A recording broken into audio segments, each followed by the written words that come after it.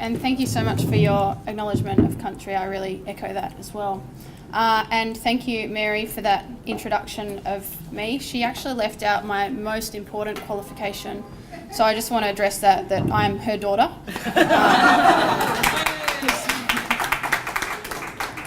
Very important to include that. This is actually my first Politics in the Pub as well. Thank you very much for having me. I really love politics and I really love pubs, so it's great to be here. In fact, I love politics so much that I love it when election year comes around. I'm one of the only people that I know that really loves an election year. And every time that election year comes around, I like to take the opportunity to go on Vote Compass. If you don't know what Vote Compass is, it's an initiative run by the ABC, and on it they prepare 30 questions. You log in and you fill out your answers to these 30 questions, and then they tell you which political party you should vote for. Although I know exactly who I'm going to vote for because I love politics, I like to go through it and see what the questions are. And I did this on Monday, soon after Vote Compass was released. Sadly, I think I'm a subscriber and I get all the updates about when it comes out. And not so much about who I'm going to vote for, but working out what kind of questions they're asking this year. Between elections, there's often really common issues. They kind of fester, they hang around, they might change a little bit, but they stay the same. A lot of the questions this year were the same. There are some on asylum seekers, some on taxation, there was some on women on boards, which was kind of interesting. And then I got to this question, I think it was number 17 or something like that. Do you agree that primary school children should be taught about transgender identities? I was shocked. I could not believe that this was a question that was going to determine what my vote would be this election. And it really brought home to me that the Safe Schools debate has impacted the political sphere so much that it has become a public issue. I went back to the website, the ABC website, and looked at the bit that told us about how they had come to these 30 questions. They said they had talked to ordinary Australians, I don't know who these people are, ordinary Australians about what issues mattered to them the most. And then they had taken those responses and they had whittled them down by talking to journalists about what was going to be key issues or key debates this election season. And this had somehow made the list, talking to primary school students about transgender identities.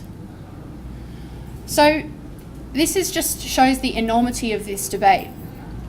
And Sue touched on this. This only came up in the last 3 months. That coalition party room convened at the end of February, and after that coalition party room meeting, this blew up. It kind of went viral all over the internet.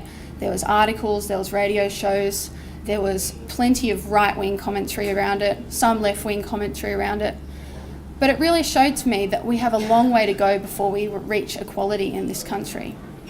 I want to take a little time travel back now and go back to 2010 when this program started, and although Sue's touched on a bit of the history. So Safe Schools started in Victoria in 2010 without any fanfare at all. It was facilitated by the Foundation for Young Australians and assisted, and since then it has grown around the country and spread nationally to all around the country, various states and territories. And when it does spread, they link up with experienced local partners. As Sue mentioned, in New South Wales, that's with Family Planning New South Wales. In WA, it's with WA AIDS Council. In Victoria, it's with La Trobe University. However, regardless of these bureaucratic changes, the program has always been sustained for the ongoing socio-cultural reasons of homophobia, biphobia, and transphobia in schools. So if we think about that, this program existed unchanged for 6 years before it blew up in the last 3 months and became a political chess piece. The recent uproar raised questions as to why it was needed. Common questions from political people asked, is it a school's job to educate about diverse genders and sexualities? Are young people capable of handling this information? And is this an infringement on ideological religious freedoms? I don't know if many of you have been on Tumblr, which is like the domain of young people, but you go on there and they have so many things on there about diverse sexualities and gender. They talk about how you can be pansexual, omnisexual, grey sexual, demisexual, scoliosexual, all of these different categories and hundreds more. They are very aware of diverse sexualities, But schools remain one of the most homophobic and transphobic places that there are. Contrary to popular opinion, there are young people who are sexually or gender diverse in schools. In fact, about 10% of students, or 3 in every classroom, are same-sex attracted.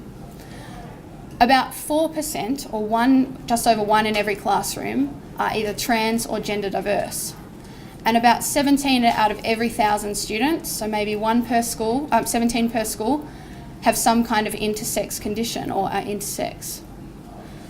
However, despite this diversity, school is the place where most homophobic or transphobic bullying takes place. When I was in the UK, I was doing research into LGBT youth self-harm and suicide, and 80% of the participants in our study had experienced abuse related to their sexual or gender diversity when they were at school. The statistics from Australia are exactly the same, 80%. So 4 out of 5 of them will experience some kind of abuse like this. This is the most common place for them to experience this kind of abuse. It's more common than family, more common than on the internet, more common than in public places. And 80% of students also, who are sexually or gender diverse, do not feel that their schools support them. This is really, really bad for their health, basically. They have poorer mental health outcomes, poorer social health outcomes, and poorer physical health outcomes.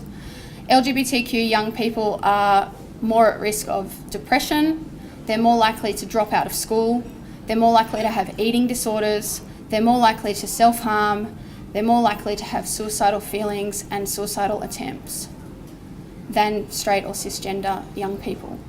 All of those things, they are more likely.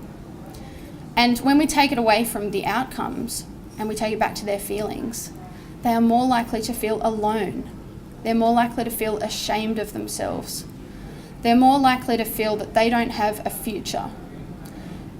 And they're more likely to be isolated from any kind of social support or family support. So this is really, really heavy outcomes that Safe Schools was designed to address, because these outcomes are compounded by schools. Schools often have very little idea about how to support these students. In my PhD research, a lot of the teachers said, our school doesn't have a problem with homophobic or transphobic bullying because we don't have any gay kids or trans kids at our school. These are not schools of 20 kids. These are schools of 800 kids. And I had to kind of explain to them that gay kids often don't walk around with tattoos on their forehead that say, I'm gay.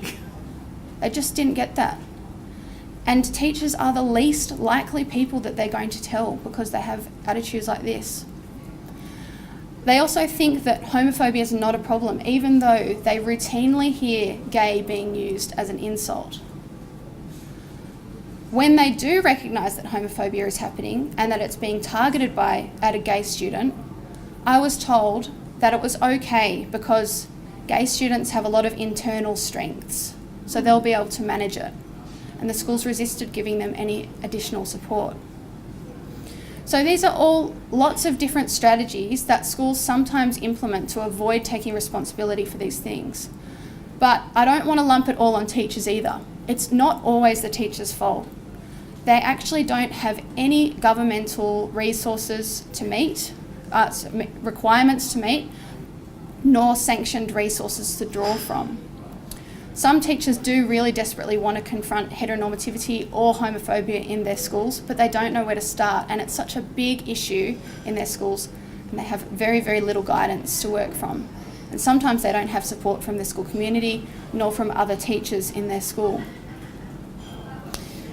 But we've got to think as well that it's not just about the lesbian, gay, bisexual, transgender or queer students. It's actually affecting all students in schools. Bullying around gender and sexuality is the most common form of bullying that happens in schools. 4 out of 5 students will experience some kind of gender-based bullying during their primary and high school studies, regardless of their gender or sexuality. This can take the form of any moments where masculinity or femininity or sexuality is called into question. Common forms, for example, girls being called sluts, tomboys, lesbians, boys being called gay, soft, or anything related to femininity. And this can really restrict behaviours. In some of my research, boys were told that their hair looked gay, so they couldn't cut it in the particular way that they did anymore. And girls were told that they had got a lesbian haircut. Hair was a big issue at these schools for some reason. So they had to be really, really careful with their subject choices, what hobbies they did, if they did music at school. These things were restricted because of bullying about gender or sexuality. Supportive and inclusive schools can make positive differences. Research tells us this. When schools adopt policies that disrupt homophobia and transphobia, all students in these schools report feeling better. And the Safe Schools Coalition already had positive results for the 500 schools involved prior to the review that happened earlier this year. They provided support to schools through professional learning, they provided resources for students and staff, and they provided staff and student audits of school, which are critical because they are the only things that allow schools to assess themselves about how they're actually going, and if there are gay kids and if those gay kids are having a bad time, which we all know the answer is yes. However, as we know, research does not often influence policy, as the RBA found out this week. As Sue mentioned, the Liberal Party members Corey Bernardi and George Christensen embarked on a public assault of this program. These two people are from the conservative right-wing faction of the Liberal Party, and they made claims the program was forcing students to fall into line with a political agenda and that it was indoctrinating students into a Marxist agenda of cultural relativism. I just wanted to repeat that because it's just funny almost. And due to this overwhelming evidence of this poor practice, Malcolm Turnbull, of course, caved to an inquiry. The review that he conducted proposed to limit the program to secondary schools only, and it called for schools to acquire parental consent for student participation in program lessons and activities. Obviously, this is really problematic. By restricting it to high schools only, this move suggests that anti-discrimination agendas and support are only required in high school, even though these behaviours are rife in primary schools, and children are becoming aware of their gender identity and sexual identity at younger years and require support. And the opt-in program, only being allowed for students to opt into it, prevents a whole school approach, which limits the possibility for change. Another important thing to consider is that during this debate, young people were more likely to call in to support lines to access support services. In fact, they were twice as likely during the debate about safe schools to call up feeling anxious and distressed about the things that were being said in the media. Research actually during Proposition 8 in the US showed that the LGBT community had higher rates of distress, self-harm and suicide during the same-sex marriage debate because people come out of these right-wing positions and they make really, really damaging claims about people. So it's not surprising that these young people were feeling distressed when the discourses and arguments suggested that there was something inherently wrong with their sexuality or gender identity. The parental consent factor fostered a silence that indicated that their identities were contentious, which further sustained and normalised bullying related to their sexuality and gender. And students with this model would be even less likely to come forward to a key qualified staff member, which the government insists will be their only access point to the materials. So all of these measures and debates prolong the time that it takes for sexual and gender diverse young people to find out that they and their feelings are completely normal. Schools should be safe and supportive for all students, yet schools have been proven time and time again to be extremely unsafe and often dangerous places for sexual and gender diverse young people. The review and its restrictions are symptomatic of a broader homophobia and transphobia in the community, and the assumption that there is something wrong with sexual or gender diversity and that children should be protected from it in some way. So coming back to my Vote Compass results, the inclusion of that shows that this is actually a political issue now, even though it's only something that came up in the last 3 months. My question to you, can this issue really be an election changer? Many people have said to me over the last several years that they don't think homophobia is really an issue in Australia anymore. This is a litmus test of where Australia is at and how inclusive we really are. Thank you.